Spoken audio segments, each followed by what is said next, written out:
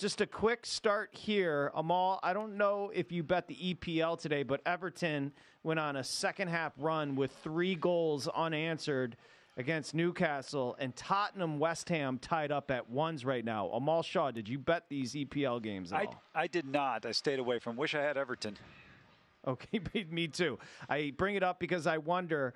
Brandon gets obsessive. He just grinds right now. NFL. I wonder, do you have interest in soccer at all, Brandon?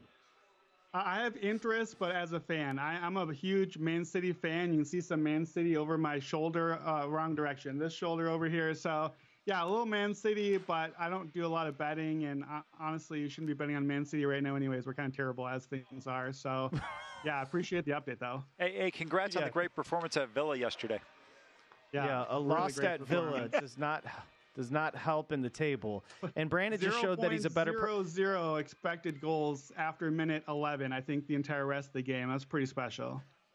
Brandon just revealed something that makes him a better person than I. He apparently watched the soccer game and didn't have a bet on it.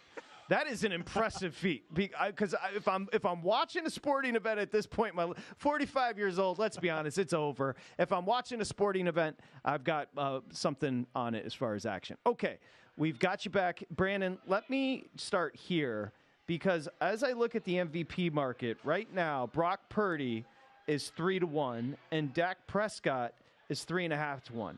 You have tickets. Brock Purdy at 50-1 and Dak at 25-1. Let's talk about when you made the bets. You're sitting in wonderful shape because, as Amal said, the loser, whether it be Dak or Jalen, may be eliminated this weekend. You are in an awesome setup here. Yeah, I'm loving the position. Both of these bets were before the season. My MVP is kind of my baby. NFL and NBA, that's the one thing I spend a whole lot of time on. I have a whole article I do on like the 6 rules you need to know on how to bet MVP. A lot of like historical trends, and here's how many wins you need to have. Here's the stats that matter. Here's the number you need to get to. I loved Dak Prescott. I love the Cowboys. A lot of what we're seeing right now, the way they're using CeeDee Lamb, a lot of that has kind of come to fruition. Honestly, Brock Purdy, that was really a bet against myself. I was out on the Niners. I have a Niners under 7.5 wins ticket for the season. I thought that they were really bad outcomes. Remember, NDSU, Trey Lance. So I have a few hard feelings on the whole Brock Purdy situation. But I was like, well, if the Niners are good and they win a bunch of games and they're at the top of the NFC, and we saw it all last year. What if I'm wrong about Brock Purdy? What if he is the dude and is this good? And he had like 2 touchdowns every start he had last year until the injury. If he's that good, 50-1 is a ludicrous number for a quarterback of a potential 1 seed juggernaut. And that's what we're seeing right now. I think after this week, I like the Cowboys to beat the Eagles. And suddenly now you've got basically a 3-way tie. You've got a 1 seed Niners set up. And Dak and Purdy, I'm feeling pretty good about the double position there. I love how you broke it down. We'll come back to the NFL in a second, but I want to go back to something you just said, the NBA. We had a long discussion about 20, 30 minutes ago about the NBA MVP. And Patrick and I were talking about, Dustin and I, we were all talking about the Joker. And there's a price right now at circa plus 165. And we thought that was a great bet, even though we're a quarter way into the season and he's still got to go through about 60 more games. We just don't see a scenario, barring injury, where he doesn't win it. Yeah, I'm a little sore on this one because I got there last year also. He was my preseason pick last year at like 800 or something like that. And honestly, I thought we were locked up. We got to like February, March, and I was already counting my money on it. And then the whole narrative machine started up. And the narrative machine in the NBA is just stronger and different than any other sport. And we got the late Joel Embiid push. Embiid made his own push, like on social media, and the way that all came about. And a thing, too, that's weird this year. One of my rules for NBA MVP is you need a guy between the ages of 24 and 28. It's been that way, I think, since something like 2008, that an MVP has fallen that range, all but Derrick Rose. And a weird thing this year is Joel Embiid aged out. He's in the 29 age group now. Giannis, I believe, just turned 29 in November. Nikola Jokic turns 29 on like February 11th. And the cutoff for my research is February 1st from Basketball Reference. So technically, Jokic like still qualifies by 10 days. But it was a big worry for me. My caution to you would be that's a short number. We have a long way to go. Jamal Murray hasn't been healthy. Jokic is awesome. Jokic is the best player. Jokic should be the MVP. The stats are there. The BPMs and VORPs and Schwarps are there. He's got a back injury that he's kind of playing through as well. And like, it looks to me like the Nuggets are not quite right, not in a worrisome way, but in a, you know what, we've done this. This is a marathon, not a sprint. And I think too, the narrative-y stuff with Jokic last year, that dude doesn't want the attention. I don't think he wants to win more MVPs. And like, now we have the 65-game rule thing. If he misses a few games with his back, isn't he the guy that like purposely might miss an extra week just to not have to be in the MVP conversation? So all of those are just why that was not my position this year. I don't know who it is. If it's not him right now, I don't have a good pick for you. But I think it's too short a number to get too excited about at this point of the season. The technical stuff I totally agree with, but with all due respect, the fact that you got screwed last year, because after the finals, people felt embarrassed about the Embiid vote, right? The fact that you got screwed last year, to me, that builds the narrative machine for Jokic this year with the bettors. I think there's a lot of embarrassed bettors from last year is my point. I think they should be embarrassed. I think they should give me my money back. Good one, Brandon. The birthday missing out by 10 days from 28 to 29 is why Brandon Anderson's a legend. That's hilarious. All right, let's get into it. I know you don't have much of a lean. We'll come back and do more with what you're solid on in the NFL in the next segment. But let's talk a little bit about Thursday Night Football. How do you break it down? It's 5.5 right now with Pittsburgh laying it and a low total, Brandon, of 30. Yeah, not much here. Just really for me, if anything, I'm looking at trends, and I just have a ton of trends that think the Patriots are getting too many points here, and a ton of trends that like the under. 30.5 is an absurd number. I wondered on Sunday as these teams were finishing their games, I had a tweet saying, what's your guess? How low does this go? And does it get to a number with the 2?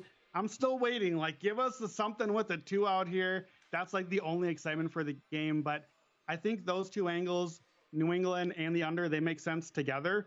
The Patriots, as badly as terrible as they look lately, they've given up 10 points or less in 3 games in a row. Like, half of the team is playing pretty well. So if I like the Patriots, I like the under together. I think you maybe like do the correlated thing. I will be watching NBA today, so I got nothing on this one. You're a smart man.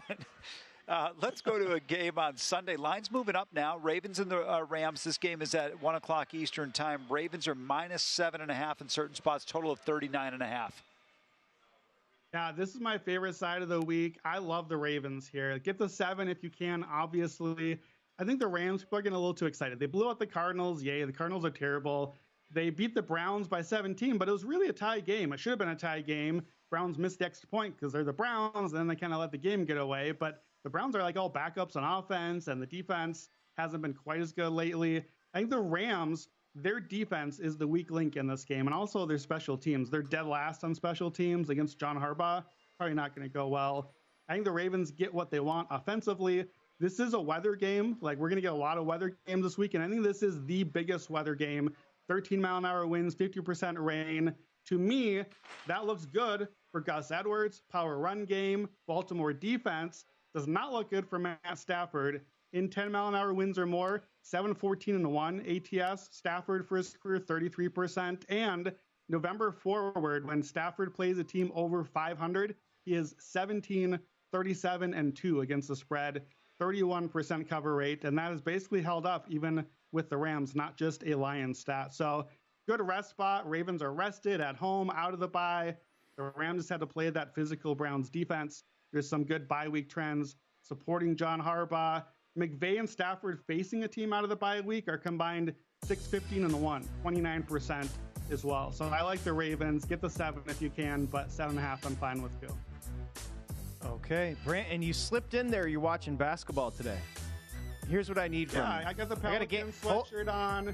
I've got Zion the Pelly Pels. Okay, so we talked about, and we're not going to do a ton of basketball. We've got a game starting in about 14 minutes here. We were talking about Brandon's great MVP bets in the NFL. So he's got Brock Purdy at 50-1, which is crazy. He's got Dak Prescott at 25-1. So he's sitting pretty. Take a look at his in-season tournament bets before the tournament started. He had Houston to win their group. They lost to Dallas, or that would have been a cash. And he's got Zion, the MVP of the in-season tournament, at 55-1. And he's got Halliburton, in-season tournament MVP, at 70-1. That is dumb because the last time I checked, Halliburton is averaging 28 points and 13.4 assists in the tournament. Brandon, that's a hell of a job, my friend. It's a Halliburton of a job, is it not? My guy, yes, Halliburton, well done. Showing up, doing great. And I am obviously big fans of the Pacers and the Pelicans. I'm sure that's just what the NBA executives want, is an Indiana and New Orleans final while the Lakers and Giannis and Dame sit out. I'm sure that's what they want. So I'm not loving it, but give me one. Give me one of my guys in the final, and we'll at least have some hedging chances, and I'm excited. Do you believe that happens? At least one of those teams get there tonight with both of them on tap as slight dogs? I think so. I think like we've seen, this is a March Madness style tournament. We're seeing knockout style play where, you get hot the right time. The Pacers the other day, they just were hanging around, and suddenly they go on a run in the third quarter. Like that's how it goes in these one game tournaments. So I like them. I think the Pelicans are the better team than the Lakers. So it depends on how much home advantage there is. I do think the Lakers in Vegas are going to have a lot of home fans there. Pacers, Bucks, I mean, the total is like 300 at this point. So who knows who makes the final shots? Like, it's like the rare NBA who has the ball last. Like we see that in like the Josh Allen, Patrick Mahomes game. I feel like that's Pacers, Bucks. Just who has the ball last, you get to shoot. Sorry, you win the game. So I think we're live. Brandon cracks me up because he's so married to the handicapping game. He'll be like, "Hey fellas, I'm not completely on top of the NBA. Don't ask me about it." And then he'll proceed to give a better breakdown of most people talking NBA. He's like, "I'm really enveloped in the NFL right now." While he's got a 70-1 on Halliburton, who at this point, he's got to be your favorite. As Amal said, if he advances and they end up winning this tournament, he's going to win the MVP. So 70-1 is about as good as it gets. Take a bow, even though you're wearing your Pelicans sweatshirt today. Okay, let's go back quickly to wrap up the MVP conversation. You want to add Josh Allen, and you also want to add the Bills in the AFC East. Yeah, I think that Josh Allen and the Bills are alive. So let me just kind of talk about the game this week and what I like about the game and Josh Allen. I just feel like Buffalo, we all agree that they are really playing about as well as any team still. They're losing these games at the end, but Josh Allen, I think if you ignored all the records, like if you just parachuted in on the season and said, all right, I haven't seen anything. How are we doing this year? There's no records? Okay, all there is stats. Well, who's the best stats? It's Josh Allen. Josh Allen would be your MVP if you look at the stats, the numbers, all the advanced stuff, the EPAs and those sorts of things. Josh Allen, I think, would probably be the guy. He's just not even in the conversation because they're 6-6, but you play the you play the Chiefs this week. That's going to be a game we're all watching. You play the Cowboys next week. You win both of those games. Buffalo's 8-6. The AFC wildcard picture is quietly like blown up around Buffalo. Every other quarterback is getting injured and all these teams are kind of falling out of things. Buffalo has a chance to win these two games. Then Miami plays Dallas. Miami plays Baltimore the next 2 weeks. I like Miami, but I kind of like the other teams in those matchups. And if those games go our way, and I know we're asking a lot here, but we're a long shot. If they do, Buffalo, Miami, week 18, the Bills can steal the division and jump all the way as high as the 2 seed still, depending on how other things go. I like Buffalo win the division is 17-1. If they do that, if they go on a 5-game win streak here and win out, Josh Allen's going to have to be huge. There are some 50-1s on Josh Allen MVP. Look, it's a long shot for a reason. It's got to be all these things we're talking about here. But I think Josh Allen is more live than that 50-1 would imply, especially in a wide open field. My favorite bet of the weekend this week is Josh Allen rushing yards. You always want Josh Allen rushing over 30.5 and grab it in any big game. If you look back the last couple of years, non-playoff opponents, 6.5 carries under 40 yards a game for Josh Allen. Playoff opponents, almost 9 carries, 53 yards a game. This season, you got to kind of guess who the big games were. 8 carries, 44.5 when they played a team that looked like a big opponent. The other 8 games, 4.5 carries, 20 yards. So you want Allen running the ball. They do more designed runs, more scrambles. He's had 5 games against the Chiefs for his career. Here's the rushing line: 32, 59, 42, 68, and 88. So he's running the ball. He's getting into this team. Nick Bolton still out. Drew Tranquill still out. I think that sets up well for an Allen game. And it all plays forward. You like the Bills here. You like a big Allen game. Get him going. I think it's a good spot to invest into Allen now and into some of the futures. One more pick here, Gabe Davis. Kansas City is bottom 10 against wide receiver 2. Davis, remember that big playoff game?